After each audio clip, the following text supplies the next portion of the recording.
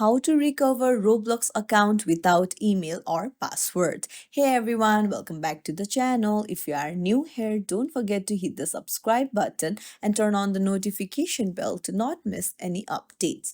So it's really simple to recover Roblox account without email or password because Roblox gives you an option to recover your account with your username. So you'll need to remember your username, not your email or password. So what you can do is you can open up your Roblox app and then you can see on the sign in page there is forgot username option. So tap on it and then you'll need to put in your username, and if you don't remember your username there's also an option to recover using your phone number.